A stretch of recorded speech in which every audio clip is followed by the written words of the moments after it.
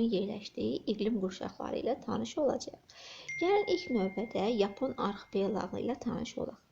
Ümumiyyətcə Yapon arxipelağı 6800-dən çox adadan ibarətdir ki, onun əsas adaları Honshu, Hokkaido, Kyushu və Shikoku adalarıdır. Yapon adaları Sakit Okeanın qərb sahilində yerləşir və relyef xüsusiyyəti baxımından dağlıq ərazidir. 4 böyük adası materik mənşəli olsa da, burada vulkanik mənşəli adalara da rast gəlmək olur. Onu da qeyd edim ki, Yapon adaları tavaların toqquşma zonasında, yəni konvergent zonada yerləşən adalardır. Yaponiya ərazisində formalaşan iqlim qurşaqlarına baxsaq, ümumiyyətcə Yapon arxipelağında 2 əsas iqlim qurşağı formalaşmışdır.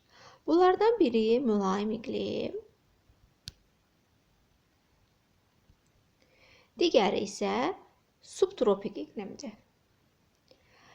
Həmçinin həm mülayimin, həm də subtropik iqlimin hər ikisinin də musson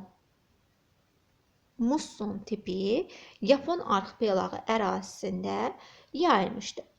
Belə ki, Yaponiyanın cənub hissəsində, yəni Kyushu və Shikoku adasının cənub hissəsində subtropik mussonu, Kyushu, Shikoku, Honshu və Hokkaido adalarında isə, belə deyək də, Shikoku adasının şimal hissəsi, Honshu və Hokkaido adalarında bütövlükdə mülayim musson iqlim tipi formalaşmışdır. Musson iqlim tipinin əsas xüsusiyyəti odur ki, həm mülayim mussonda, həm də subtropik mussonda yağıntılar yay fəslində düşür, yay aylarında düşür.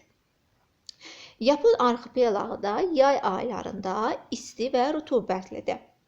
Sadəcə mülayim mussonun yerləşdiyi adalarda qış ayları subtropik mussonun yerləşdiyi əraziyə nisbətən daha soyuq olur. Şimal hissələrində əsas məşğuliyyət ağac kəsimi, balıqçılıq, kənd təsərrüfatıdır.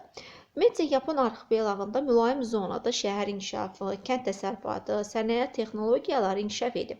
Cənub adalarında isə, yəni subtropik mussonda yerləşən ərazilər isə turizm, tropik meyvə yetişdirilməsi, balıqçılıq əsas təsərrüfat sahələri hesab olunur. Həmçinin Yapon adaları zəlzələlərin,